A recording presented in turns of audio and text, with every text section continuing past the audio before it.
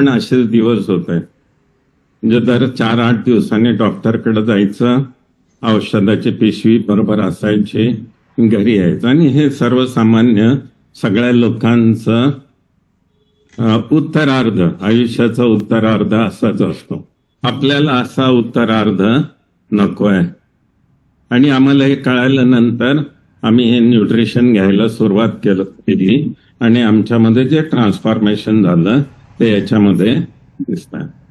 तर आपण ह्या फॅमिलीबद्दल बोलतो, अशी पाहिलं फॅमिलीतल्या प्रत्येक माणसाच्या चेहऱ्यावर आनंद दिसतोय ना.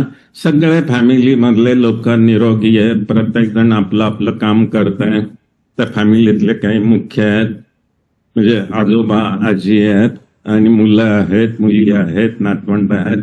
किती खुश फॅमिली आहे ना. तसंच आपल्या शरीरामध्ये वेगळे वेगळे मेंबर्स राहतात, जवळजवळ 12 मेंबर्स राहतात. आणि हे सगळे जे मेंबर्स आहेत ना, फॅमिली मेंबर्स 11 मेंबर्स आहेत मुख्य, आणि ते सगळे हेल्दी आणि हॅपी आहेत. त्यांना प्रत्येकाला वेगळी वेगळी जबाबदारी दिलेली आहे आणि त्यांची जबाबदारी ते अगदी सातत्याने, सिन्सिअरली आणि वेळेवर जबाबदारी पाळत असतात. आणि जास्तीत जास्त आउटपुट देणार प्रत्येक मुलगा, प्रत्येक फॅमिली मेंबर जास्तीत जास्त आउटपुट देण्याचा प्रयत्न करतो. सगळे ओबेडियंट आहेत, म्हणजे त्यांच्या वडिलांनी जे काही सांगितलं ते झटकन करतात. आपली ड्युटी प्रॉम्प्टली सगळेजण करतात आणि सगळे मेंबर एकमेकाशी व्यवस्थित कोऑर्डिनेशन ठेवतात. आता या मेंबरचा काय संबंध आहे, मी काय सांगतोय हे नंतर तुम्हाला कळेल. याच्यातलं एक जण जरी इंज्युअर झाला किंवा आजारी पडला ना, तर पूर्ण फॅमिली सफर होते. बाकीचे लोक मदत करतात, त्याच्यावरची जबाबदारी घेण्याचा प्रयत्न करतात, पण ते फॅमिली डिस्टर्ब होते सगळी. तर ही जी फॅमिली आहे ती आहे आपल्या शरीरामधले वेगळ्या वेगळ्या सिस्टीम्स. जसं आपला भारत देश आहे, कुठलाही कंट्री असतो, त्या कंट्रीचं एक गव्हर्नमेंट असतं आणि गव्हर्नमेंटचे वेगळे वेगळे खाते असतात. जसं गृह खातं आहे, संरक्षण खातं आहे, दळणवळण खातं आहे, व्यापार खातं आहे. तसं आपल्या शरीरामध्ये सुद्धा वेगळे वेगळी कामं वेगळ्या वेगळ्या सिस्टीम्सला सांभाळायला दिलेली आहे. ते प्रत्येक सिस्टीम आपली आपली कामं करत असतात. कुठल्या सिस्टीम्स आहेत आपल्या शरीरामध्ये? इंटेग्युमेंटरी सिस्टीम, नंतर skeletal system, muscular system, nervous system, endocrine system, cardiovascular system, त्याच्या lymphatic system, respiratory system, digestive system, urinary system, male productive system आणि फिमेल प्रोडक्टिव्ह सिस्टीम. ह्या ज्या सिस्टीम्स आहेत ह्या आपल्या शरीराचा पार्ट आहे. शरीर कसं बनलं माहितीये? शरीर बनलंय पेशींपासून. शरीराचा मूळ पार्ट जो आहे तो आहे सूक्ष्म अशा पेशी. 100 ट्रिलियन पेक्षा जास्त पेशी आपल्या शरीराच्या आहेत.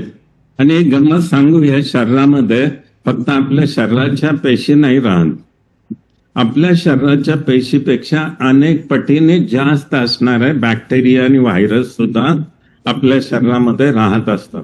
पण हे बॅक्टेरिया बऱ्याचशा 80-85%, 90% बॅक्टेरिया आपल्याला जगायला मदत करत असतात. म्हणून त्यांना आपल्याला मदत कर, प्रोबायोटिक्स त्यांना म्हणत असतात. आणि 10-15-20% खराब बॅक्टेरिया आपल्या शरीरामध्ये असू शकतात, त्या मधून आपल्याला प्रॉब्लेम करतात. पण चांगल्या बॅक्टेरिया जोपर्यंत आपल्या शरीरामध्ये आहेत तोपर्यंत आपल्या शरीराला कुठलेही आजार होत नाहीत. पण हे जे 15-20% बॅड बॅक्टेरिया आहेत किंवा नोटोरियस म्हणतात किंवा त्रास देणारे म्हणतात, त्यांची संख्या शरीरामध्ये वाढायला लागली की मग आजार व्हायला लागतात, प्रॉब्लेम यायला लागतात. तर बॅक्टेरिया आपल्या शरीराचं एक अंग आहे असं समजून घ्या. पण ह्या बॅक्टेरिया चांगल्या आपल्या शरीरामध्ये असल्या पाहिजेत. तर आपण एक सिस्टीम आता समजून घेऊया. तुम्ही पण समजून घ्या की शरीर आहे काय. पहिले सगळ्यात मोठं का अच्छा, ओके. एक विनंती आलेली आहे, थोडं स्लो बोला. Okay, no problem. तर ज्या सिस्टीम्स आहेत त्यातली पहिली आणि सगळ्यात महत्वाची, प्रत्येक शहर असतं, प्रत्येक गाव असतं, किंवा प्रत्येक देश असतं, किंवा प्रत्येक घर असतं, त्याला एक तटबंदी असते. माहिती आहे तुम्हाला? तशी तटबंदी, आपल्या शरीराची जी तटबंदी आहे त्याला इंटेग्युमेंटरी सिस्टीम म्हणतात. इंटेग्युमेंटरी सिस्टीम म्हणजे काय? शरीराचा बाहेरचा भाग. तुम्ही मला जे पाहताय, माझे केस पाहतायत, माझी त्वचा पाहताय, डोळे पाहतायत, नख पाहतायत, हे जे वरून दिसतंय ना, ती जी सिस्टीम आहे तिला इंटेग्युमेंटरी सिस्टीम म्हणतात. ही बेसिकली शरीराचं संरक्षण करत असते. बाहेरचे बॅक्टेरिया, व्हायरस आपल्या शरीरामध्ये जाऊ नये म्हणून ही अभेद्य तटबंदी आहे आपल्या शरीराची. स्किन डॅमेज झाली तर बाहेरच्या बॅक्टेरिया, व्हायरस आतमध्ये जाऊन आपले शरीर खराब करू शकतात. म्हणून देवानी आहे ना आपली स्किन खूप चांगली बनवलेली आहे. पण आता ही तटबंदीला खिंडार पडलं, क्रॅक्स पडल्या, ही तटबंदी, तर आत मग धोका होऊ शकतो. माहितीये? तर ही तटबंदी चांगली राहिली पाहिजे. ही तटबंदी म्हणजे आपली स्किन. तर आपली स्किन चांगली राहणं, स्किनचे 7 लेयर्स असतात. तुम्ही कधी औरंगाबादला म्हणजे संभाजीनगरला आला असाल तर इथला दौलताबादचा किल्ला तुम्ही पाहिला असेल. हा किल्ला कधी जिंकला गेला नाही, कारण याला 7 एकाच्या आत एक अशा 7 तटबंद्या आहेत, आणि त्या तटबंद्या भेदून आतमध्ये शत्रू कधीच जाऊ शकला नाही. आतल्या घरभेद्यांमुळं तो किल्ला जिंकता आला, पण तटबंदी तोडून किंवा फोडून कोणी आत जाऊ शकलं नाही. तर ती तटबंदी जशी 7 लेअरची आहे दौलताबादची, तशी आपल्या शरीराची जी तटबंदी स्किन आहे याच्यामध्ये 7 वेगवेगळे लेअर आहेत. सगळ्यात वरच्या लेअरला एपिडर्मिस म्हणतात, मग सबक्युटॅनियस ग्लँड आहेत, डर्मिस आहे, हेअर फॉलिकल त्याच्यामध्येच असतात, म्हणजे केसांची मुळं त्याच्यामध्ये असतात, फॅट सेल्स असतात, हायपोडर्मिस असतात, अनेक असे 7 वेगळे वेगळे लेयर्स आहेत. तर यांना ही आपली स्किन चांगली ठेवण्याची जबाबदारी आपली आहे. म्हणजे घर मालक म्हणतोय की घराला सांभाळ, घराचं जे भिंती आहेत त्याला तडा जाऊ देऊ नको, आणि घरातल्या भिंती चांगल्या ठेवायच्या. तर आपल्याला बेसिक न्यूट्रिशन तर घेतलं पाहिजे. बेसिक न्यूट्रिशन सगळ्यांसाठी आहे. बेसिक न्यूट्रिशन मध्ये काय काय हे तर तुम्हाला सगळ्यांना माहिती आहे. F1, F2, F3 आणि नंतर एफ्रेश, शेकमेट, या 4-5 गोष्टी या बेसिक आहे, सगळ्यांसाठी आहे. ज्यांना वजन वाढवायचं आहे, ज्यांना वजन कमी करायचं आहे, ज्यांना मेंटेन करायचं, तुम्ही सगळे लोक हे घेत असाल. पण स्पेशल आपल्याला जास्त, आपण खूप चांगले भाडेकरू आहोत. एक चांगलं देवानी म्हटलं पाहिजे की अरे तू 100 वर्षाचा लीज जरी संपला ना, तू राहा अजून 10, 20, 50 वर्ष या घरामध्ये राहू शकतो, कारण तू घर चांगलं ठेवलं. मग घर चांगलं ठेवायची जबाबदारी आपली आहे. मग आता ही सिस्टीम चांगली ठेवायची झाली आपल्याला, म्हणजे आपले केस चांगले राहावेत असं वाटत असेल, आपली त्वचा चांगली राहावी असं वाटत असेल, त्वचेचा ग्लो आपला चांगला राहिला पाहिजे, तसंच त्वचेची प्लास्टिसिटी, इलॅस्टिसिटी ही चांगली राहिली पाहिजे, आपण सुंदर दिसलं पाहिजे, आपण तरुण दिसलं पाहिजे. याच्यासाठी बेसिक न्यूट्रिशन व्यतिरिक्त आपण काही गोष्टी घेतल्या तर हे होतं. आणि त्या काय? स्किन बुस्टर, साधं स्किन बुस्टर तुम्ही ऍडिशनल घ्या. F1, F2, F3 म्हणजे काय? फॉर्म्युला 1 तुम्हाला माहिती आहे, फॉर्म्युला 2 म्हणजे मल्टीव्हिटॅमिन टॅब्लेट्स, फॉर्म्युला 3 म्हणजे प्रोटीन. हे बेसिक सगळ्यांच्या शरीरासाठी लागत असतं, हे तर घ्यायचंच प्रत्येकाने. पण तुम्हाला तुमची स्किन चांगली ठेवायची असेल तर त्याच्यासाठी स्किन बुस्टर आणि सेल ऍक्टिव्हेटर ह्या 2 गोष्टी स्किन चांगली ठेवायला आपल्याला मदत करतात. हे फक्त लिहून घ्या. मी प्रॉडक्ट बद्दल काही माहिती आज सांगणार नाहीये, पण आपले जे प्रॉडक्ट आहे, न्यूट्रिशन आहे आणि शरीराचा काय संबंध आहे तो आज तुम्हाला समजावा म्हणून मी थोडा जास्त बोलतोय. पण समजून घ्या, तर ही सिस्टीम चांगली राहिली तर त्याची इलॅस्टिसिटी आहे, त्याचा ग्लो आहे, त्याचा निरोगीपणा आहे. त्याला थोडी क्रॅक गेली, खर्चाटा बसला, थोडी इंजुरी झाली तर झटपट दुरुस्त झाली पाहिजे आपली स्किन. म्हणजे रातोरात तटबंदीचं खिंडार पडलेलं बुजवलेलं आपण ऐकलंय पूर्वीच्या याच्यामध्ये, आणि त्यामुळं शत्रूला आत शिरता आलं नाही. इतिहास तुम्ही पाहिला असेल तसं आपली त्वचा जर ब्रेक झाली तर ती रातोरात किंवा ताबडतोब दुरुस्त झाली पाहिजे, आणि त्याच्यासाठी आपल्याला basic nutrition plus skin booster, cell activator या गोष्टी लागतात. पहिली सिस्टीम कळाली तुम्हाला, त्याला घराची तटबंदी, बेसिक संरक्षण करणारी जी भिंत आहे ती आपल्या शरीराची. दुसरी महत्वाची आपल्या शरीरातली सिस्टीम जी आहे, पर सगळ्यांना दिसतंय, स्लाइड दिसतायत, कोणतरी एक जण होम येस सर दिसत आहेत.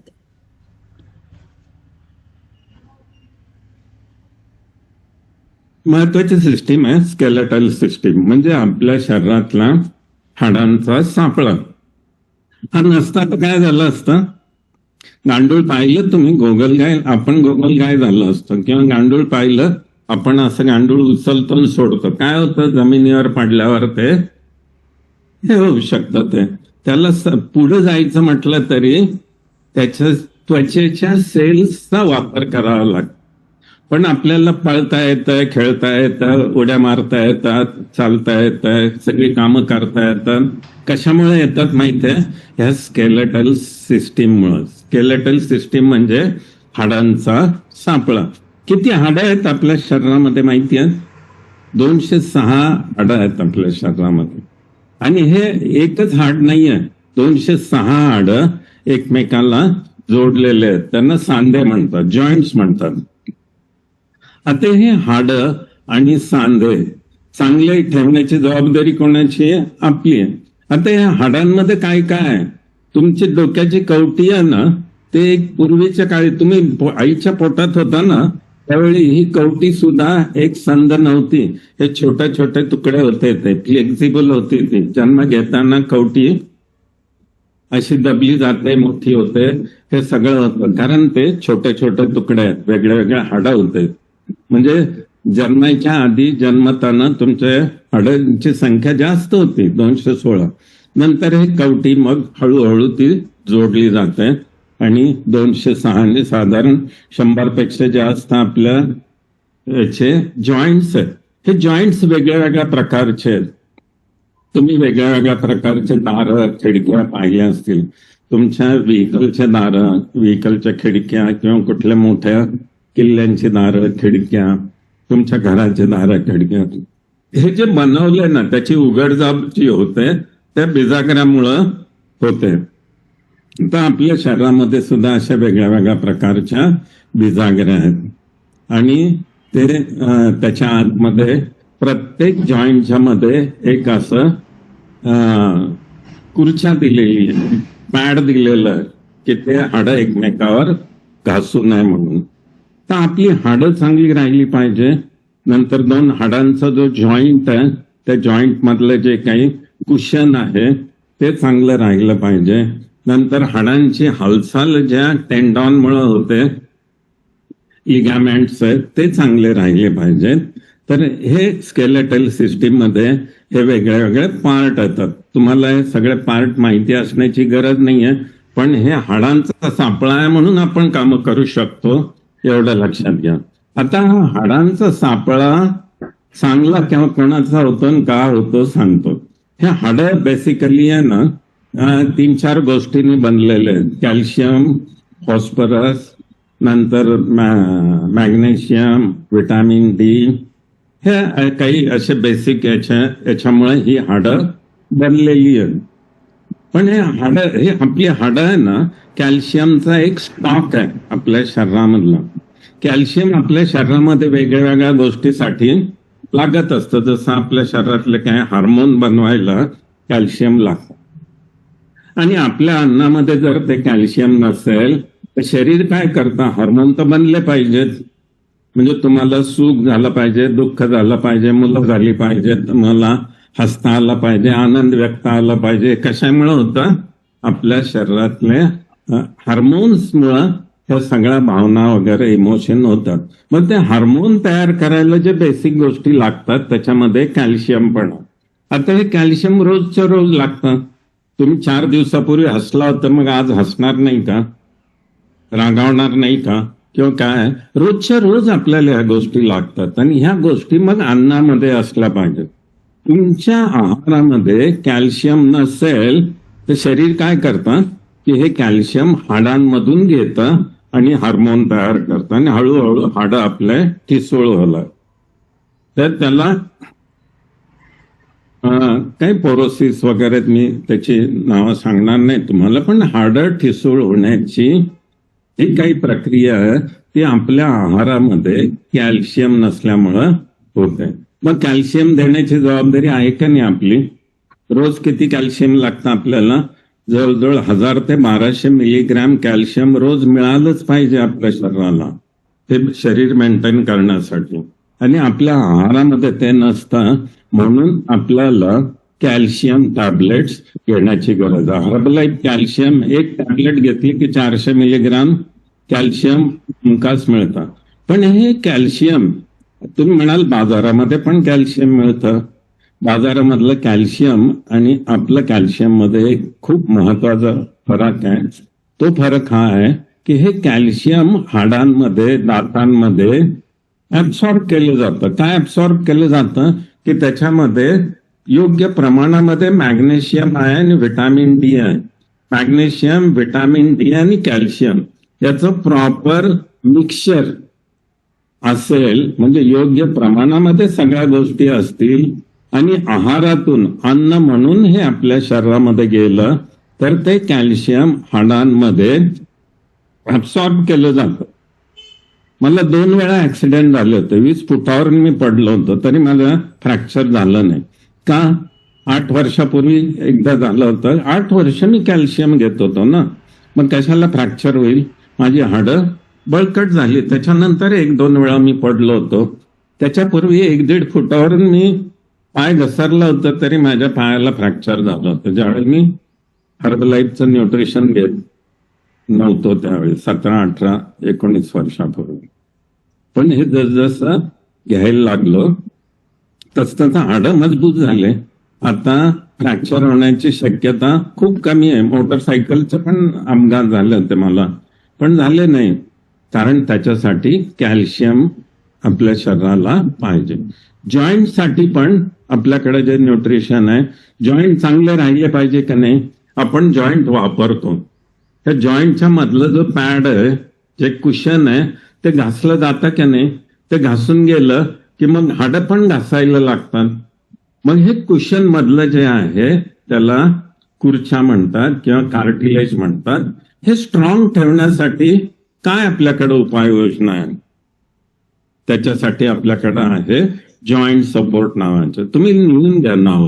तुम्हाला या सगळ्यांची माहिती तुमचे कोच देतीलच, किंवा आपण कधीतरी प्रत्येक याच्याबद्दल डिटेल माहिती देऊ. पण तुमचे कोच हुशार आहेत, तुम्हाला ही माहिती देईल. फक्त हे का घ्यायचं हे आज समजून घ्यायचं.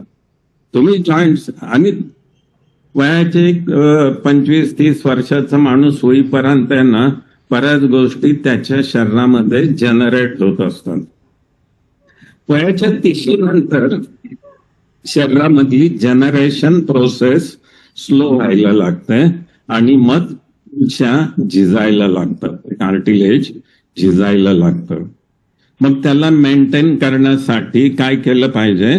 जॉईंट सपोर्ट नावाच्या गोळ्या ज्या आहेत, दिवसातून 2-3 तुम्ही घेतल्या तर तुमचे जे कार्टिलेज आहे ते चांगलं व्हायला, स्ट्रॉंग व्हायला मदत होईल. त्या गोळ्यांमध्ये काय, हा भाग वेगळा, पण कशासाठी घ्यायचंय ती आपली जबाबदारी आहे की आपली जॉईंट चांगले राहिले पाहिजे. जॉईंट दुखले नाही पाहिजे.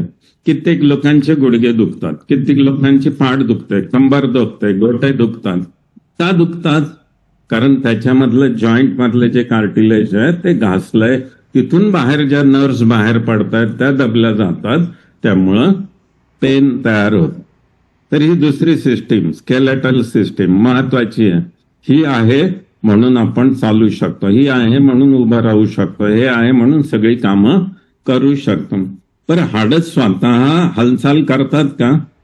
नाही करत. मग त्याच्यासाठी काय पाहिजे?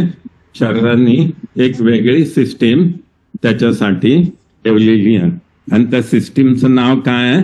Muscular system. तुमच्या शरीरामधले असे दोर आहेत, दोरखंड आहेत. तुम्ही मोठमोठ्या मशीन पाहिली असतील, तुम्ही JCB पाहिलं असेल, पोकलॅन पाहिलं असेल, त्याचा बूम असतो, तो खोदायचं काम करतो असं, आणि मग ते ट्रकमध्ये डंपरमध्ये टाकायचं काम ते करत असतं. हे कसं चालतं? ते हायड्रॉलिक सिस्टीम त्या मशीन मध्ये आहे. ते ऑइल जातं त्याच्यामध्ये, मग तो बूम ताट होतो, मग ऑइल ओढलं गेलं की तो बूम आकुंचन पावतो. तसंच आपल्या शरीरामध्ये मस्क्युलर सिस्टीम म्हणजे स्नायू आहेत. हे स्नायू सगळे दोरखंडासारखे असतात आणि एक पाईप येतो, त्याच्यातून ग्लुकोज जातं आणि मग स्नायू मधल्या पेशी काम करतात. तर हे जे स्नायू जे आहेत हे कसे बनलेत?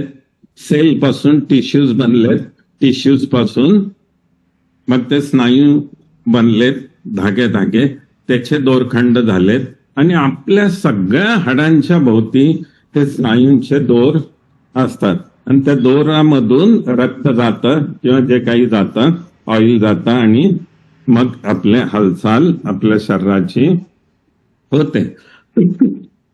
मसल्स कसे काम करतात ते पहा. म्हणजे त्या आपल्या मसलच्या याच्यामध्ये टिश्यूज मध्ये ज्यावेळी ग्लुकोज जातं किंवा जे काही फ्लुइड जातं त्याच्यामुळं हात ताठ होतो, हात हे होतो. मी बोलू शकतो, इथले मसल्स माझे काम करतात, माझ्या पापणींचे मसल काम करतात, काही लोकांना कान हलवता येतात, त्यांच्या कानाचे मसल्स, हाताचे मसल, परगड्यांचे मसल, पूर्ण शरीरामध्ये तुमच्या 35 ते 50% तर मसल्स असले पाहिजेत निरोगी माणसात. मसल्स आहेत का आपले एवढे? तुम्ही कराडा स्कॅनिंग मशीनवर चेक केलं तुमचं मसल पर्सेंटेज किती आहे तुमच्या शरीरामध्ये? नाही माहीत. चेक करून घ्या कराडा स्कॅनिंग मशीनवर, मग कळेल अरे माझ्या शरीरामध्ये 35% मसल्स पाहिजे होते, 23%च आहेत, 19%च आहेत, 24%च आहेत. मसल स्ट्रॉंग असणं खूप गरजेचं आहे आपल्या शरीरामध्ये. आणि हे मसल स्ट्रॉंग कशाने होतात? लिहून घ्या. प्रोटीनमुळं. प्रोटीनमुळे खूप कामं होतात आपल्या शरीरामध्ये. प्रोटीन आहे ना 9-10 प्रकारची वेगळी वेगळी कामं करतो. त्यापैकी एक महत्वाचं काम आहे, protein is building blocks of our body. Muscles बनवण्याचं काम प्रोटीनमुळे होतं. मसल मेंटेन करण्याचं काम प्रोटीनमुळे होतं. मसल्स रिपेअर करण्याचं काम प्रोटीनमुळे होतं. तर प्रोटीन त्याच्यासाठी खूप आवश्यक आहे. नुसतं प्रोटीन पाहिजे का? एक लिहून घ्या. शरीरातला कुठलाही शरीराला लागणारा पौष्टिक घटक एकटा काम करत नाही. सगळे पौष्टिक घटक हे ग्रुपनी किंवा टीमनी काम करतात. तेव्हा प्रोटीन बरोबर बाकीच्या गोष्टी पण लागतात. पण protein is a major nutrient आहे स्नायूंसाठी. एक महत्वाचा स्नायूचा गोळा आपल्या शरीरामध्ये माहितीये कुठे येतो? Heart is a 100% muscles. मग हार्ट मजबूत ठेवायला पण प्रोटीन पाहिजे. शरीरातले सगळे स्नायू आणि स्नायू चांगले काम करण्यासाठी. आता हे स्नायू आहेत तुमचे, पण त्याच्यामध्ये हालचाल कशामुळे होते? ती हालचाल होते आपल्या शरीरामध्ये काही विटामिन्स मिनरल मध्ये काही हार्मोन तयार होतात. त्या हार्मोन पैकी इन्शुलिन हार्मोन आहे. तो इन्शुलिन नावाचा हार्मोन ग्लुकोज नावाच्या मॉलिक्यूलला घेऊन जातो, मसलमध्ये ते ग्लुकोज जातं, ते बर्न होतं आणि त्याच्यामुळं मसल्स काम करतात. तेव्हा तिसरी महत्वाची सिस्टीम आपल्या शरीरामध्ये ती आहे मस्क्युलर सिस्टीम. आणि मस्क्युलर सिस्टीमवर आपली ताकद अवलंबून असते, आपल्या हालचाली अवलंबून असतात. आपण जे वर्कआउट करतो त्या वर्कआउटमध्ये मसल्सच वापरतो, मसल डॅमेज होतात, तुटतात, त्यांना रिपेअर करण्यासाठी आणि मसल स्ट्रॉंग ठेवण्यासाठी प्रोटीन आपल्याला लागतं. चौथी महत्वाची सिस्टीम आहे नर्वस सिस्टीम.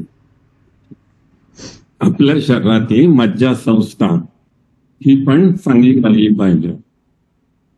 मी आता माझ्या मेंदूने ठरवलं की मी आता असा बोट लावायचंय इथे. मेंदूने ठरवलं आणि मेंदूने माझ्या बोटाला संदेश पाठवला. हा संदेश कसा जातो माहितीये? तुमच्या मेंदूपासून लक्षावधी अशा वायर्स निघतात. त्या वायरचे पण असे केबल्स असतात, वायर असे सुट्ट्या नसतात.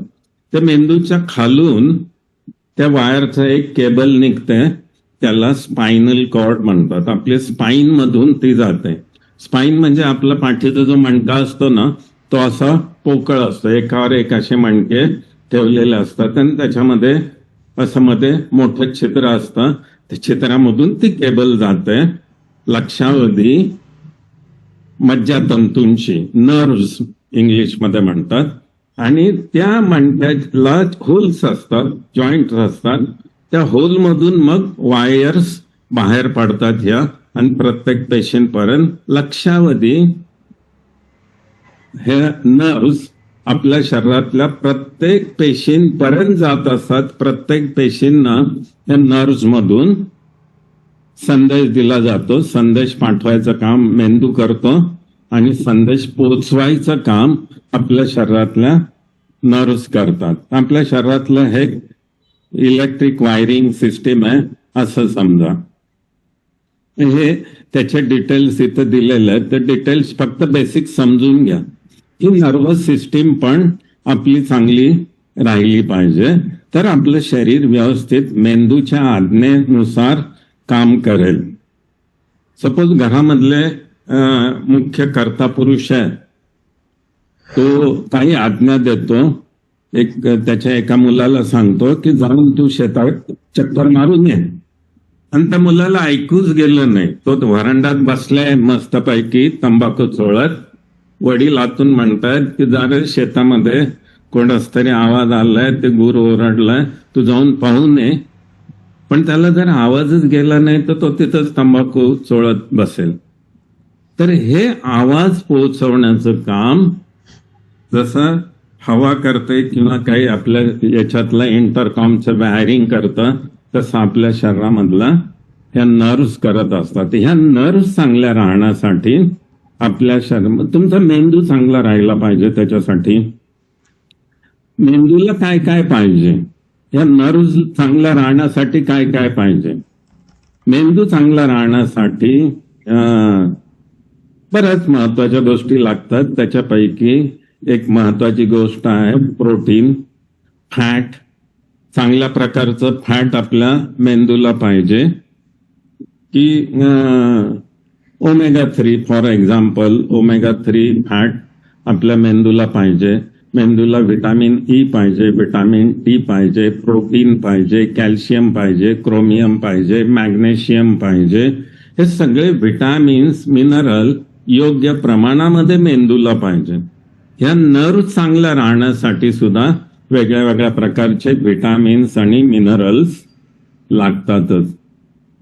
बऱ्याच लोकांना अर्धशिशी होते, काहीतरी कमतरता झाल्यामुळे होते का नाही. मायग्रेन होतो, अर्ध डोकं दुखणं, मॅग्नेशियम कमी पडलं असेल, काय काय कमी पडलं असेल. पण ज्यावेळी आपण आपलं न्यूट्रिशन घ्यायला लागतो, त्याच्यातून मल्टीव्हिटॅमिन घ्यायला लागतो आणि मेंदूला हे सगळे मॅग्नेशियम वगैरे मिळायला लागतं, डोकं दुखायचं बंद होतं 8-15 दिवसामध्ये. सगळ्यांचा अनुभव आहे हा. का होतो? कारण ती डेफिशियन्सी होती. ती डेफिशियन्सी पूर्ण झाली. मेंदूला जे पाहिजे होतं, मेंदू ओरडत होता की मला हे द्या, हे द्या, हे द्या, ते द्या.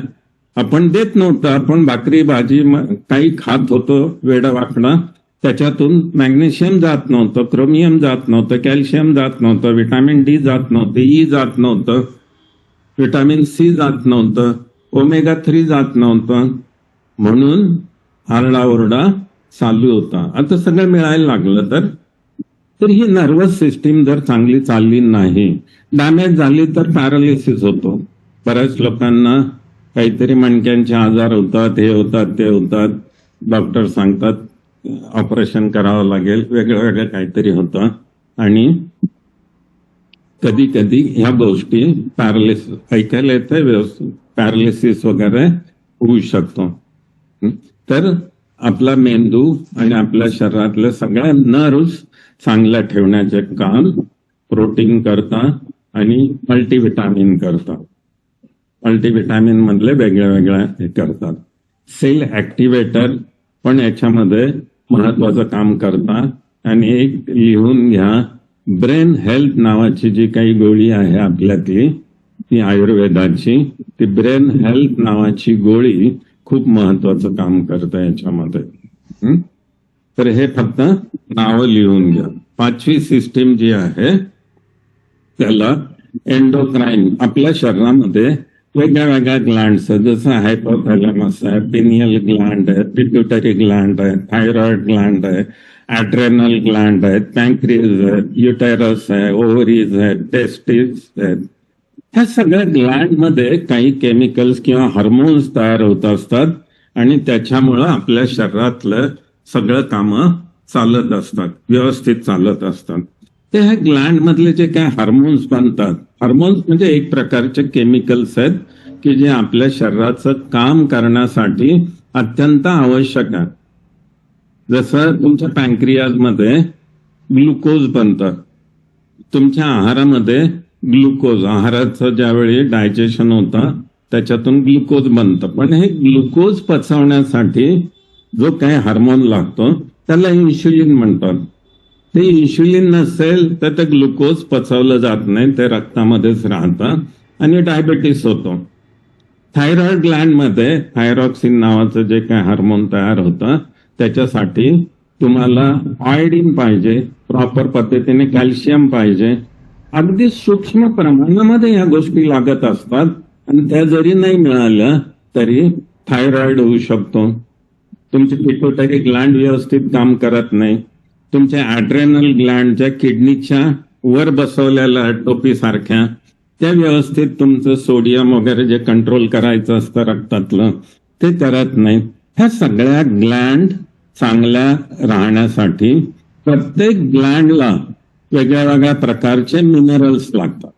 जसं मी सांगितलं थायरॉइड ग्लँडला काय लागतं, आयोडीन लागतं मेजर. आयोडीन किती लागतं माहितीये? डॉक्टर काय करतात, थायरॉइड झाला म्हणजे मला डॉक्टर काय करतात माहिती नाही, पण एक जनरल मी सांगतो, एक गंमत म्हणून ऐकून घ्या. त्या ज्याची डेफिशियन्सी आहे त्याची औषधं, गोळ्या किंवा इंजेक्शन दिले जातात. आणि मी पहिल्यांदाच सांगितलं होतं की कुठलंही एक जे न्यूट्रिएंट आहे, कुठलं एक विटामिन्स आहे, एक मिनरल आहे, प्रोटीन आहे, हे एकटं कधीच काम करत नाही. त्यांना त्यांचे जोडीदार लागत असतात, टीम लागत असते.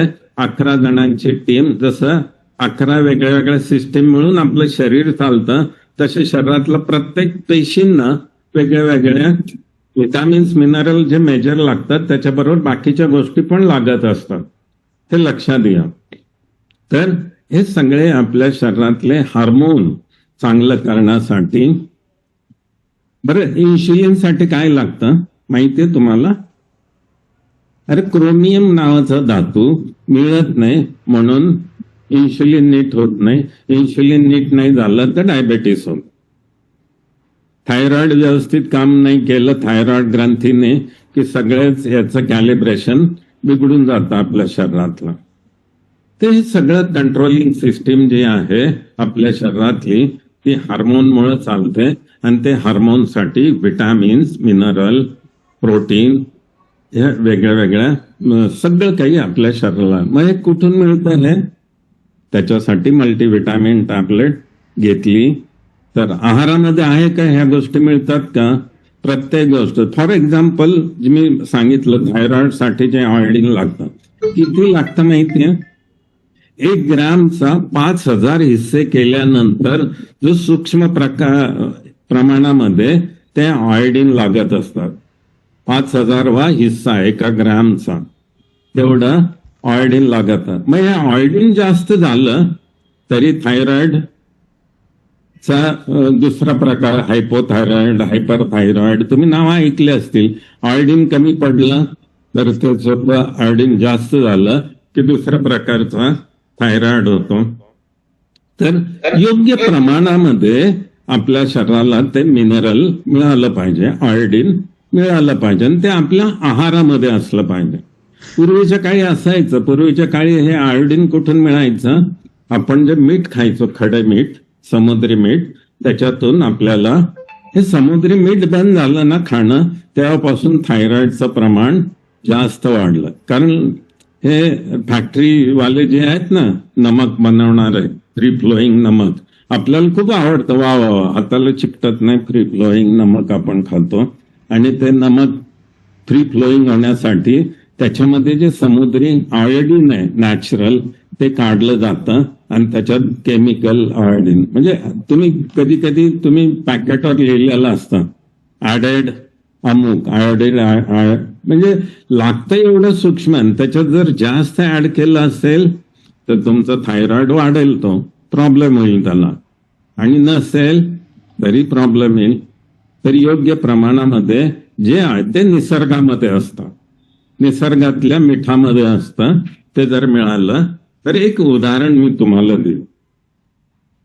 तर अशा वेगळ्या वेगळ्या ग्लँड्सला जे हार्मोन बनवणार आहेत त्यांना जे लागतं ते विटामिन्स आणि मिनरल लागतं. आणि आपलं न्यूट्रिशन इतकं महत्वाचं का आहे, इतकं व्हॅल्युएबल का आहे? कारण आपल्या शरीराचा अभ्यास करून 350 डॉक्टर, 350 पेक्षा जास्त सायंटिस्ट, त्याच्यामध्ये काही ब्रेनचे सायंटिस्ट आहेत, काही स्किनचे आहेत, काही थायरॉइडचे आहेत, काही किडनीचे आहेत, काही हार्टचे आहेत, काही रक्त, सगळे सायंटिस्टने विचार केलाय की काय पाहिजे माझ्या शरीराला, कुठली गोष्ट किती प्रमाणामध्ये पाहिजे, त्याच्याबरोबर बाकीच्या काय गोष्टी पाहिजेत, याचा विचार करून हे न्यूट्रिशन बनवलेलं आहे. म्हणून जगामध्ये हे नंबर 1चं न्यूट्रिशन आहे.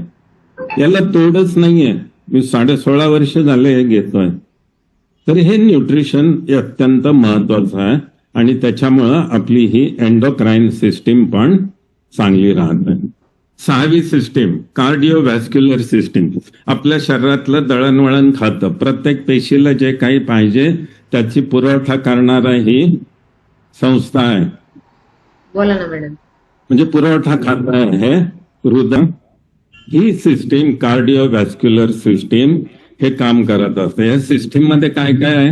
हृदय आहे, रक्तवाहिन्या आहेत, आर्टेरिया वगैरे त्याला म्हणतात. ते काय एवढं लक्षात घेऊ नका, हे सगळे नावं आहेत. पण रक्तवाहिन्या 2 प्रकारच्या असतात. नीला म्हणतात आणि रोहिणी म्हणतात. नीला म्हणजे अशुद्ध रक्तवाहिनी, जी वापरलेलं रक्त परत आणते हृदयाकडे ती. पण ते व्हेरिकोज व्हेन्स वगैरे आता महेश सर म्हणत होते, ते त्या रक्तवाहिन्या व्यवस्थित परत जात नाही, रक्त नेत नाही, त्यामुळं तो त्रास होतो पायाच्या मागच्या रक्तवाहिन्या. तर लाल रंगाच्या म्हणजे शुद्ध रक्तवाहिन्या, निळ्या रंगाच्या म्हणजे अशुद्ध रक्तवाहिन्या. ह्या रक्तवाहिन्या चांगल्या राहिल्या पाहिजेत. ह्या रक्तवाहिन्या चांगल्या राहण्यासाठी हृदय चांगलं. आता तुम्ही सांगा की अमुक एका डिपार्टमेंटला स्टेशनरी लागते आणि ऑफिसरनी ती स्टेशनरी त्यांना दिली नाही, तर त्यांना ते कारण मिळेल की नाही की तुम्ही हा रिपोर्ट का नाही केला, आमच्याकडे स्टेशनरीच नव्हती. असं तसंच त्या ऑर्गनला काय पाहिजे ते पुरवलं गेलं पाहिजे वेळेवर, तर तो ऑर्गन चांगलं काम करेल. आणि ते वेळेवर पुरवण्याचं काम हृदय करतं. रक्तवाहिन्यामार्फत सगळा पुरवठा होतो. प्रत्येक ऑर्गनला ऑक्सिजन लागतंय, ग्लुकोज लागतंय, पाणी लागतंय, जे काही लागतंय, विटामिन्स लागतात, मिनरल लागतंय, सगळं काही रक्तवाहिन्यामधून जातं. आता हे रोड आहेत. रक्तवाहिन्या म्हणजे आपल्या शरीरातलं इन्फ्रास्ट्रक्चर आहे. हे रोड चांगले राहिले पाहिजेत, गुळगुळीत राहिले पाहिजेत, त्याच्यामध्ये कुठेही कोणी एन्क्रोचमेंट केली नाही पाहिजे. मग ही कार्डिओव्हॅस्क्युलर सिस्टीम चांगली ठेवण्याचं काम कोण कोण करतं? 3 प्रॉडक्ट महत्वाचे लिहून घ्या, कारण ही सिस्टीम खूप महत्वाची आहे. ही व्यवस्थित चालली नाही तर शरीर व्यवस्थित काम करत नाही. एखाद्या मुलाला काही गोष्ट पाहिजे, आईला माहित आहे की ह्या पोराला आहे ना शिरा आवडतो, मधून मधून ते शिरा दिले की ते पोरग चांगलं काम करतं. पण ते जर त्याला दिलंच नाही तर ते पोरग मग मधून मधून तक्रार करतं, कामच करत नाही, काही रुसून बसतं. तसं आपल्या शरीरातले काही पार्ट आहेत, रुसून बसतात, तक्रारी करतात, आरडाओरडा करतात. पण त्यांना जे पाहिजे ते पोहोचवलं पाहिजे की नाही, आणि ते पोहोचवण्याचं काम कार्डिओव्हॅस्क्युलर सिस्टीम करते. कार्डिओव्हॅस्क्युलर सिस्टीम चांगलं ठेवण्याची जबाबदारी कोणाची आहे? माझी आहे. मी काय दिलं पाहिजे ह्या कार्डिओव्हॅस्क्युलर सिस्टीम चांगले ठेवण्यासाठी? मी माझ्या रक्तवाहिन्या साफ केल्या पाहिजे. रक्तवाहिनी साफ करण्याचं काम कोण करतात? कोलेस्टेरॉल वाढू द्यायचं नाही. मी ओमेगा 3 ऑइल दिलं पाहिजे, हर्बलाइफ लाईन त्याच्यासाठी. दुसरं बीटा हार्ट नावाची पावडर तुमचं कोलेस्टेरॉल आणि ट्रायग्लिसराईड लेवल वाढू देत नाही. तर बीटा हार्ट, हर्बलाइफ लाईन, आणि सगळ्यात महत्वाचं आहे, सगळे जे रोड्स आहेत हे रोड्सचं समृद्धी हायवे मध्ये रूपांतर करायचं काम कोण करतं माहितीये? एक महत्वाचं प्रॉडक्ट करतं, आणि ते आहे नाईट वर्क. नाईट वर्क तुम्ही घ्यायला लागला की तुमच्या रक्तवाहिन्या आतून साफ तर होतात, गुळगुळीत होतात, ऑइली होतात, मोठ्या होतात, आणि फाटकाने प्रत्येक पेशींना जे काही पाहिजे ते मिळून जातं. पेशी खुश होतात, चांगलं काम करतात. नाईट वर्क किती लोक घेतात? छान वाटतं की नाही? नाईट वर्क घ्यायला लागल्यापासून एनर्जी वाढली, चांगलं काम व्हायला लागले, व्यवस्थित आहे का नाही? ओके. तर त्याच्यासाठी 3 प्रॉडक्ट खूप महत्वाचे आहेत. कुठले कुठले? हर्बलाइफ लाईन, बीटा हार्ट आणि नाईट वर्क. बेसिक न्यूट्रिशन तर तुम्ही घेतलंच पाहिजे. प्रोटीन हृदयासाठी अत्यंत महत्वाचं आहे. नंतर कोलेस्ट्रॉल वाढू देण्यासाठी पुन्हा फायबर वगैरे ह्या सगळ्या गोष्टी त्याच्यामध्ये येतातच. मी थोडं थोडं तुम्हाला सांगतो. आता शेवटची नाही, 7वी सिस्टीम आहे लिम्फॅटिक सिस्टीम. आपल्या शरीरामध्ये काही केमिकल्स तयार होतात, त्या आपल्या शरीरातल्या बॅड बॅक्टेरियांवर कंट्रोल करत असतात. ते वेगळ्या वेगळ्या नोड्स आहेत आपल्या शरीरामध्ये, केमिकल्स. आणि ह्या सिस्टीमला इम्युन सिस्टीम म्हणतात. रोग प्रतिकारक क्षमता वाढवणारी किंवा आपल्या देशाचं संरक्षण करतात, आपल्या शरीराचं संरक्षण करणारी यंत्रणा याला इम्युन सिस्टीम म्हणतात. जन्मताच आपल्याला इम्युन सिस्टीम मिळालेली असते. बाळ जन्मताना ते आई वडिलांकडून ते एक सिस्टीम घेऊन आलेलं असेल की ते जन्माला 9 महिने ते मस्त सुरक्षित असतं. बाहेर पडल्या थोडं त्याला काय रोग होतात? काही नाही होत, कारण त्याच्यामध्ये जन्मजात एक इम्युनिटी आहे, त्याला म्हणतात इन्नेट इम्युनिटी. जन्मजात जी रोगप्रतिकारक क्षमता आहे त्याला इन्नेट इम्युनिटी म्हणतात.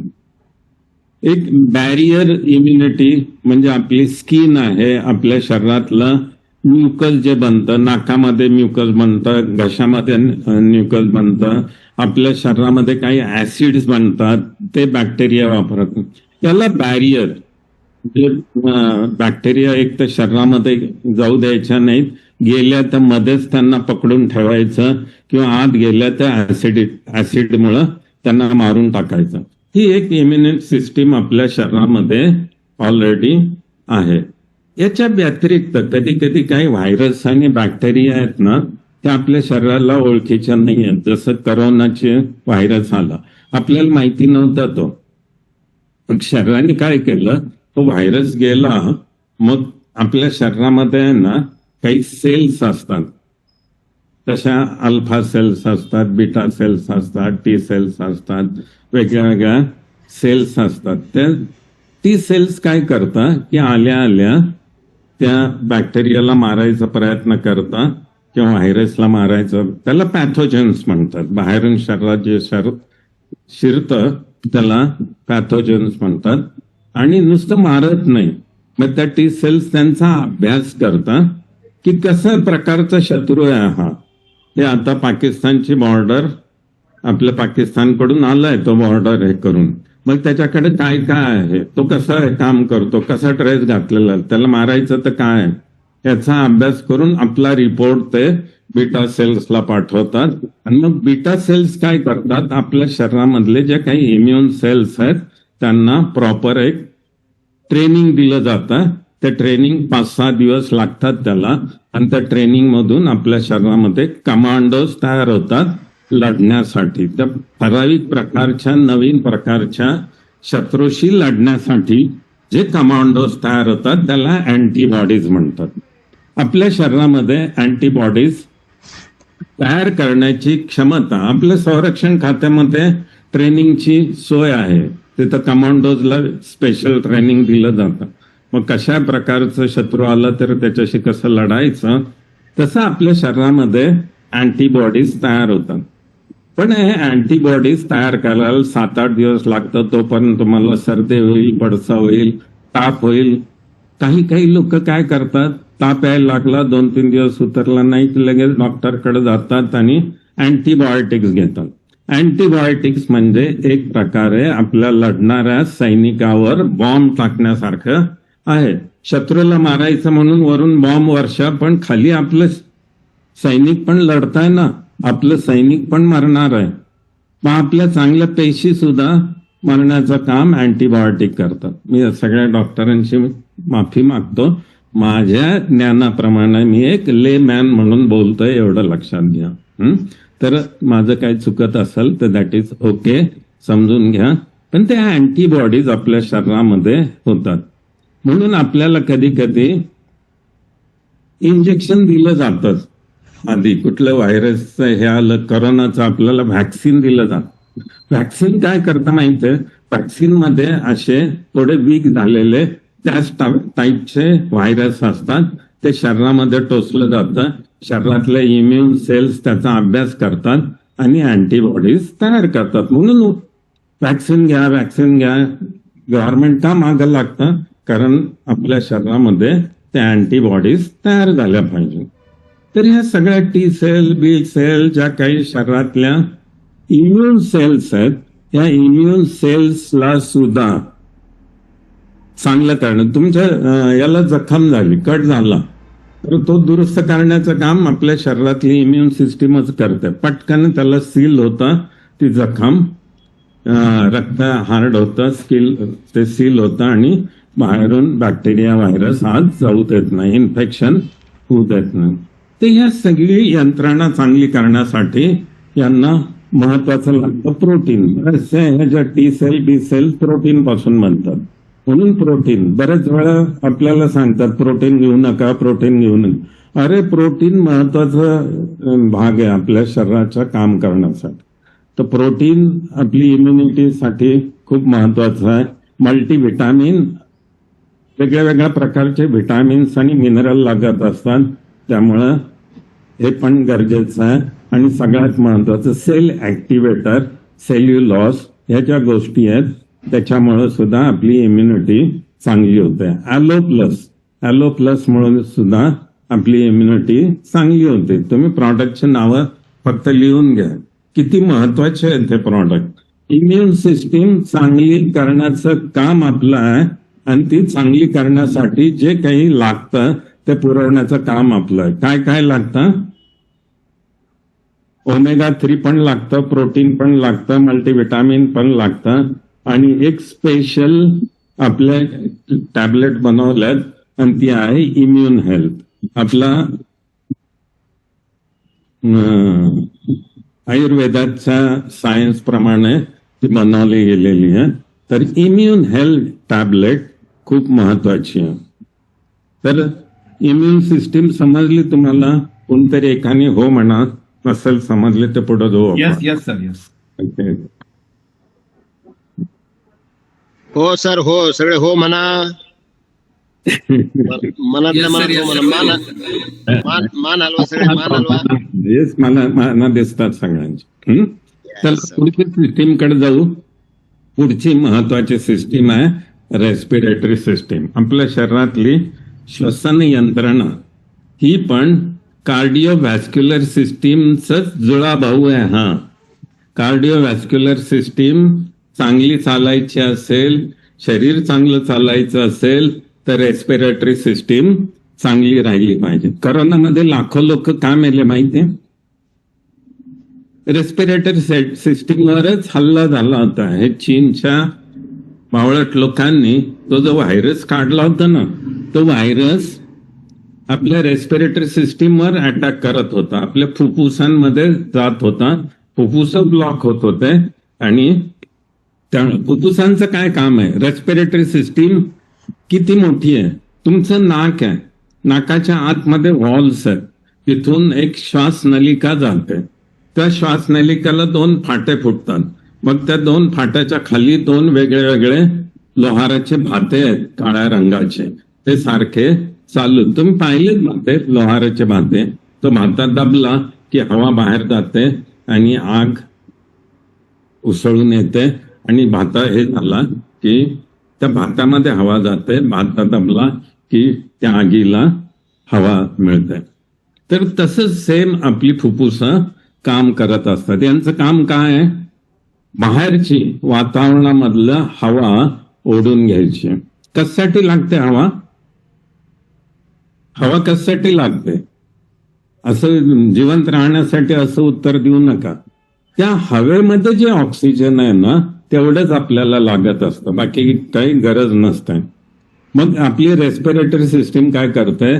त्या हवेमधलं ऑक्सिजन वेगळं करते. त्या हवेमध्ये नायट्रोजन आहे, कार्बन डायऑक्साईड आहे, मोनॉक्साईड आहे, कचरा आहे, पोल्युशन आहे, जे काय ते वेगळं करून पुन्हा बाहेर फेकून देते. नाकावाटेच ते बाहेर जातं. फक्त ऑक्सिजन वेगळा केला जातो. आणि हृदय काय करतं? चालबाजी. हृदय स्वतः हे सगळं काम करायचं काम फुफ्फुसाकडे पाठवतं की माझ्याकडे जे काही अशुद्ध रक्त आलंय ना, मी आता तुझ्याकडे पाठवतोय की महत्वाचं काम कर, याला शुद्ध कर. मग फुफ्फुस काय करतात? त्याच्यामधलं त्या अशुद्ध रक्तामधलं कार्बन डायऑक्साईड, पाण्याची वाफ, जे काही जळालेलं कार्बन आहे ते ओढून घेतात आणि त्याच्यामध्ये ऑक्सिजन भरतं. अशुद्ध रक्तामधलं कार्बन काढून घेतलं, पाण्याची वाफ काढून घेतली, त्याच्यात ऑक्सिजन घातलं तर ते रक्त शुद्ध होतं. आणि मग ते आयतं शुद्ध झालेलं रक्त हृदय ओढून घेतात आणि शरीराला पाठवतात.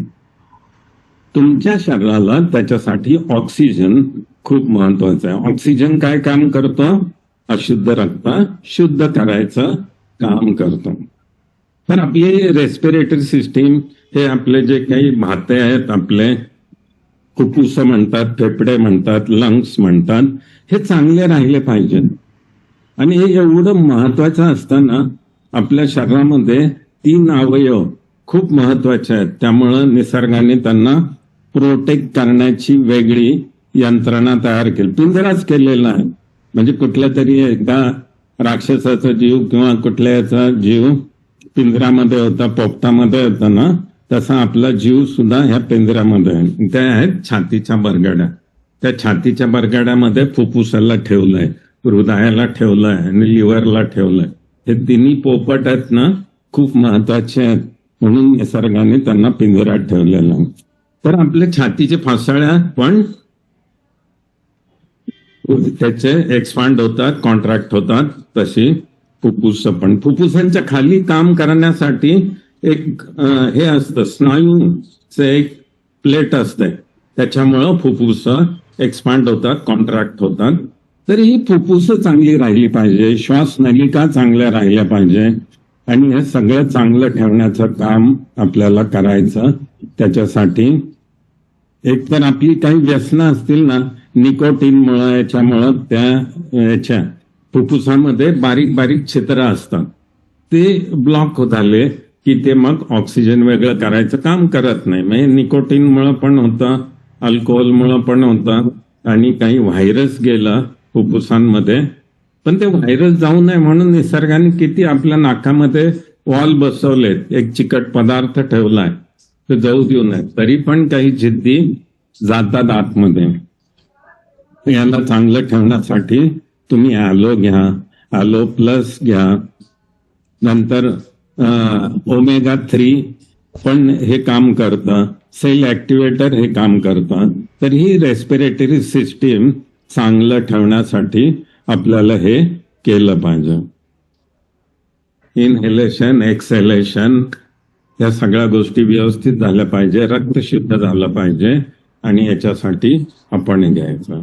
9वी सिस्टीम जी आहे ती आहे डायजेस्टिव्ह सिस्टीम.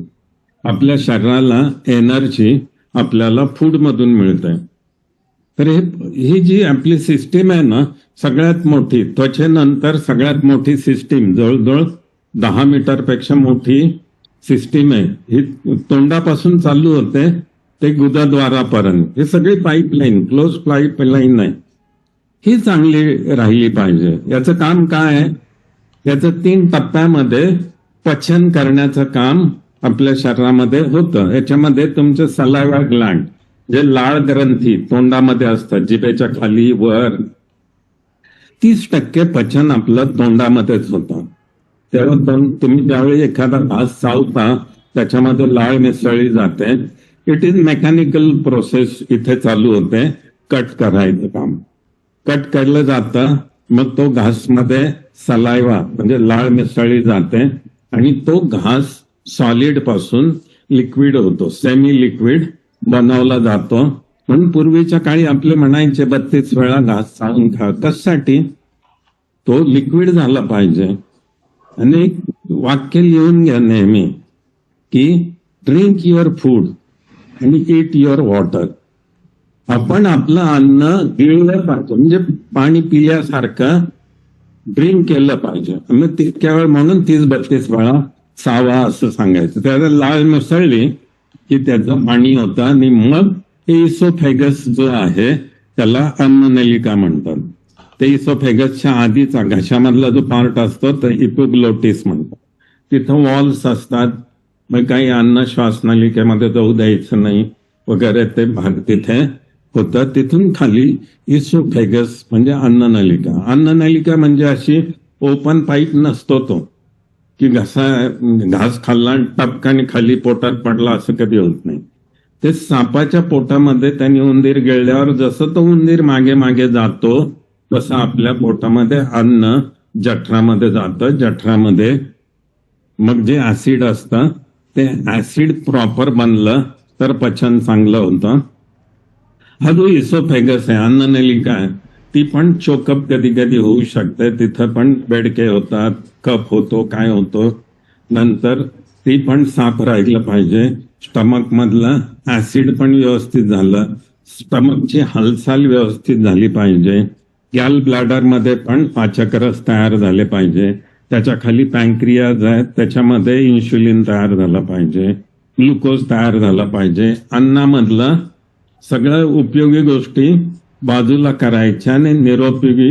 हे सेकंड डायजेशन, 70% डायजेशन पोटात होतं आणि राहिलेलं 30% डायजेशन हे तुमच्या खाली जे गॅल ब्लॅडर ड्युडोनम आहे, जठराच्या खाली 10 इंचाचा एक तुकडा असतो आतड्याचा, आणि त्याच्यामध्ये पॅन्क्रियाज मधलं इन्शुलिन मिसळलं जातं ग्लुकोजमध्ये, आणि बाकीचा अन्नाचा भाग खाली मोठ्या आतड्यात जातो. तिथं त्या मोठ्या आतड्याला आतून काही पेशी असतात, त्याला विलाईज म्हणतात. त्या वळवळ करत असतात. त्याच्यामध्ये काही आपल्याला पचनाला मदत करणाऱ्या बॅक्टेरिया राहत असतात. ते फायनल पचन करतात आणि 100% फायनल पचन आपल्या आतड्यामध्ये होतं. बॉवेल मुवमेंट वगैरे तुम्ही नाव ऐकलं असेल, ती हालचाल होते आणि 100%. जर पचन झालंच नाही तर आपल्याला संडासला साफ होत नाही, कॉन्स्टिपेशन वगैरे होतं. आणि अगदी निरुपयोगी कचरा फक्त खालच्या मोठ्या आतड्यात जातो आणि तिथून तो गुदाद्वारावाटे बाहेर जातो. तर ही सगळी तोंडापासून तर गुदद्वारापर्यंत अनसपर्यंतची जी सिस्टीम आहे 10 मीटर लांबीची, ही सिस्टीम क्लीन राहिली पाहिजे. यांनी चांगलं काम केलं पाहिजे. याच्यामध्ये सगळे ऍसिड्स हार्मोन्स बनले पाहिजेत. याच्यासाठी आपली जबाबदारी आहे की हे करण्यासाठी एक तर अन्न चांगलं खायचं, अन्न खराब खायचं नाही, बाहेरचं पॅकेज फूड, फास्ट फूड, हॉटेलमधलं खाणं, हातगाडीवरचं खाणं, कारण याच्यावर तर आपलं शरीर काम करणार आहे. आपल्या शरीराला सगळ्या गोष्टी अन्नातून मिळतात आणि ही सिस्टीम मुळात चांगली राहिली पाहिजे. तुम्ही अन्न चांगलं घातलं पण सिस्टीम खराब असेल तर तुमचं इसोफेगस, अन्न नलिका ब्लॉक आहे, तुमच्या स्टमकमध्ये ऍसिड बनत नाहीये, तुमच्या पॅन्क्रियाज व्यवस्थित काम करत नाहीये, तुमचे आतडे साफ नाहीयेत. तर हे सगळं साफ करण्यासाठी आणि डायजेस्टिव्ह सिस्टीम चांगले करण्यासाठी आपले जे प्रॉडक्ट आहेत ते आहेत aloe plus, aloe concentrate, fibre, activated fibre tablets, activated fibre complex powder, simply probiotic आणि त्रिफळा. हे सगळ्या प्रॉडक्टची नावं लिहून घ्या. हे प्रॉडक्ट आपली डायजेस्टिव्ह सिस्टीम चांगलं ठेवण्याचं काम करतात. तर ही 9वी सिस्टीम आहे. डिटेल आपण एकेका सिस्टीम बद्दल एक तास बोलता येईल आपल्याला, ते नंतर बोलू आपण. पण ओव्हरऑल तुम्हाला एक पिक्चर लक्षात येईल की काय. 10वी सिस्टीम आपल्या शरीरामध्ये रक्तामध्ये सगळं जातं. रक्तामधले जे काही उपयोगी गोष्टी आहेत त्याचं लिव्हर अमायनो ऍसिड मध्ये कन्व्हर्जन करतं, प्रोटीन किंवा जे काही आपल्याला मिळतं त्याचं. आणि जे निरुपयोगी गोष्टी आहेत त्याचं युरिक ऍसिड बनतं आणि लिव्हर हे रक्तामधून किडनीकडे पाठवतं. किडनी पण त्याचं फिल्टर करतं. किडनी पाहते तर याच्यात एक्सेस सोडियम तर नाही जात, एक्सेस पोटॅशियम तर नाही जात, आणि एक्सेस काही जात असेल की जे शरीराला उपयोगी आहे पण चुकून लिव्हर कडून आलंय तर ते पुन्हा रक्तात घालायचं काम किडनी करतं. किडनीच्या डोक्यावर 2 ग्लँड आहेत मगाशी सांगितलेलं, ते सोडियमवर कंट्रोल करत असतात. हे युरिनरी सिस्टीम आपल्या शरीराची किंवा शहराची किंवा देशाची ड्रेनेज सिस्टीम आहे. ही ड्रेनेज सिस्टीम चोकअप झाली तर काय होईल? तुमच्या शहरामध्ये रोगराई होईल. तुमच्या घरातली नाली तुंबली तर काय होते? घरामध्ये रोगराई येईल, वास येईल, दुर्गंधी येईल, बॅक्टेरिया वाढतील, घरात लोक आजारी पडतील. तसं त्याच्यासाठी ही युरिनरी सिस्टीम पण क्लीन राहिली पाहिजे. आपल्या किडनीज क्लीन राहिल्या पाहिजेत, आपल्या रक्तवाहिन्या क्लीन राहील. याच्यासाठी किडनी, त्याच्या खालचं युरेटर, युरेथ्रा, ब्लॅडर याची सगळी आकुंचन प्रसारण करण्याची क्षमता, फिल्टरिंगची क्षमता सगळं व्यवस्थित राहिलं पाहिजे. सगळ्यांना एक प्रकारचं हे आहे, काय म्हणतात ना, इंटेलेक्ट आहे. ते निर्णय घेऊ शकतात. किडनी आपली निर्णय घेऊ शकतात. तिची निर्णय क्षमता चांगली झाली पाहिजे. तर हे किडनी चांगलं ठेवण्याचं काम बेसिक मल्टीविटामिन, बेसिक न्यूट्रिशन तर करतात, पण याचबरोबर सेल्युलॉस तुमच्या शरीरामध्ये किडनीज क्लीन करायचं, युरिनरी सिस्टीम क्लीन करायचं काम सेल्युलॉस पण करतं. सेल्युलॉसचं मुख्य काम सेल्युलाइट कमी करायचं आहे, पण सेल्युलाइट कमी करण्या व्यतिरिक्त युरिनरी सिस्टीम पण क्लीन करायचं काम सेल्युलॉस करतं. ओमेगा 3 हे करतं. प्रोटीन महत्वाचं आहे ह्या सगळ्या याच्यामध्ये. तर ह्या सगळ्या गोष्टी खूप महत्वाच्या आहे. याच्यानंतरची जी सिस्टीम आहे ती इम्युन सिस्टीमसाठी आपल्याकडे इम्युन हेल्थ आहे, ब्रेनसाठी ब्रेन हेल्थ आहे, डायजेशनसाठी आयुर्वेदाचं त्रिफळा आहे. आणि आता महत्वाची 11वी सिस्टीम आहे फिमेल रिप्रोडक्टिव्ह सिस्टीम. स्त्रियांच्या शरीरामध्ये प्रजनन संस्था म्हणजे बाळ कसं होतं, प्रत्येक स्त्रीच्या शरीरामध्ये एक गर्भाची पिशवी, युटेरस म्हणतात त्याला, दोन्हीकडे 2 ट्यूब्स असतात, त्याला फॅलोपियन ट्यूब्स म्हणतात. त्याच्या टोकाला ओव्हरीज असतात, अंडकोश म्हणा पाहिजे तर. त्याच्यामध्ये छोटे छोटे स्त्री बीज तयार होत असतात. दर 28 दिवसांनी एक स्त्री बीज तयार होत असतात. अनेक बीज तयार होतात, पण त्यातलं फक्त एक बीज महत्वाचं असतं. ते याच्यामध्ये जातं गर्भाशयामध्ये आणि पुरुषांचं पुरुष बीज, स्त्रियांचं एक स्त्री बीज. पुरुषांचे मिलियन्स ऑफ बीज येतात, पण त्याच्यामध्ये स्त्रियांचं एक बीज जातं आणि गर्भधारणा होतं. तर याच्यासाठी सुद्धा काही महत्वाचे हार्मोन्स तयार होत असतात ओव्हरीमध्ये. Ovary is a gland.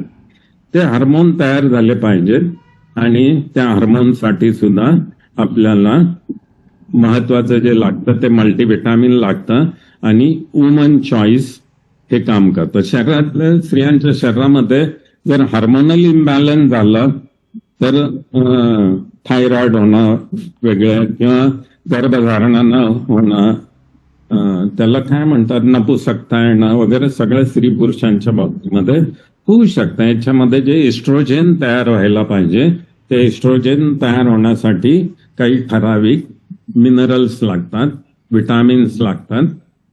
ते आपल्या शरीराला मिळाले पाहिजेत आणि ते शरीराला मिळतात मल्टीव्हिटॅमिन मधून, बेसिक न्यूट्रिशन मधून म्हणजे F1 मधून आणि वुमन चॉईस वगैरे याच्यातून मिळतं.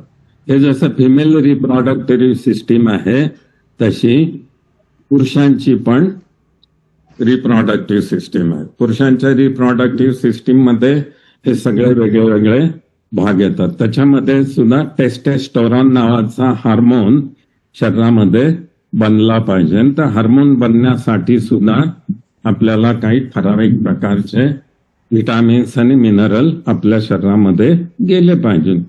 विटामिन सी सगळ्या गोष्टींसाठी वापरलं जातं. इव्हन विटामिन सी मुळे रोगप्रतिकारक क्षमता सुद्धा चांगली होते. सगळ्यामध्ये सगळ्या टीम्समध्ये विटामिन सी असतं लढणारं. तेव्हा याच्यासाठी मेल रिप्रोडक्टिव्ह सिस्टीम चांगली चालण्यासाठी बेसिक न्यूट्रिशन तर गरजेचं आहे, त्याचबरोबर मेल फॅक्टर घेणं गरजेचं आहे. पुन्हा हे जे काय हार्ट चांगलं चाललं, रक्तवाहिन्या चांगल्या झाल्या तर मेल रिप्रोडक्टिव्ह सिस्टीम पण चांगली चालते. मग त्याच्यासाठी नाईट वर्क आहे, ओमेगा 3 म्हणजे हर्बलाईफ लाईन आहे, बीटा हार्ट आहे. हे सगळ्या रक्तवाहिन्यावर हे सगळे रिप्रोडक्टिव्ह सिस्टीम चालत असतात. तर ह्या सिस्टीम चांगलं चालण्यासाठी वेगळे वेगळे आपले जे काही न्यूट्रिशन मधले सप्लिमेंटरी न्यूट्रिशन आहे. तर बरेच लोक म्हणतात काय गरज आहे, माझं वजन झालं कमी, नुसतं वजन कमी होऊन किंवा वाढून उपयोगी नाहीये. आतल्या सगळ्याच्या सगळ्या सिस्टीम चांगल्या चालल्या पाहिजे तर शरीर चांगलं राहणार आहे, कोणी काही प्रॉब्लेम करणार नाही.